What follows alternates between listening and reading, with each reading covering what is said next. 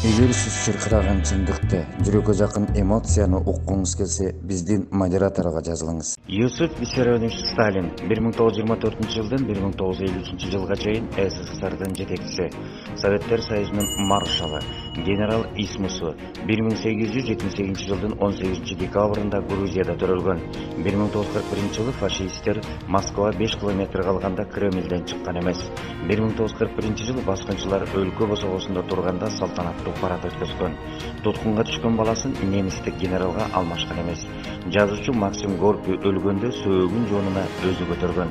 1953 жылы 5 мартта киши колду болуп өлгөн.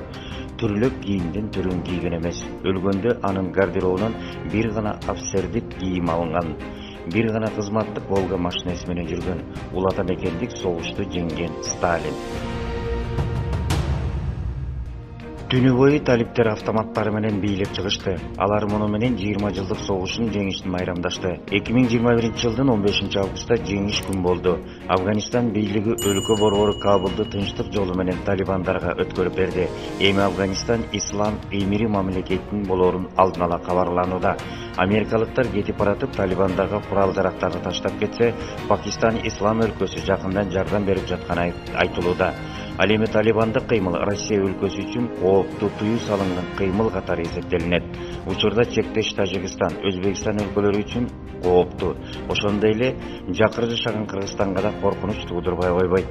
Эмне бар, эмне жок даярдыкта туруу зарыл. Айта кетсек, өлкө башчысы Ашраф Гани Тажикстанга качып кеткени айтылып, андан ары 3-чү өлкөгө чыгып кетиши кабарланууда. Өлкөнү ушул акыбалга алып келген туурасында Ашраф Ганини күнөөлөшүүдө. Акылбектин акылындай, айтканындай болуп жатат. Чынында эле ошондой болуп жатабы? Бул чоң суроо эл арасында жаралды. Көз салып көрсөк, Акылбек Жапаровдун айткандары көбүнчө экономикалык, социалдык маселелерде дал келип жатыптыр. Күзүндө ачарчылык болот дегениндей болуп, кымбатчылык өкүм сүрүлүп эле кетип баратат. Орто жашагандар да жокчулукту сезе баштады. Ачык адамдар көчөдө көбөйгөндөр. Ал эми эшелондолуп миграция агымы агылды дегени да дал келип жатат. Күндөн күнгө билет баасы кымбат экендигине карабай, эшелон болуп өлкөдөн чыгып кеткендер арбыды. Анын айтканындай, борбор Бишкек шаарында таксиге түшкөндөр, кафелерден тамак ичкендер, кийим алгандар аябай азайды. Акылбек Жапаровдун кебинде кеп бардай. Ачарчылык, кризис, миграция, жакырчылык, кымбатчылык күчөдө. Ушундайда эл күчкө келип кетпесе болду.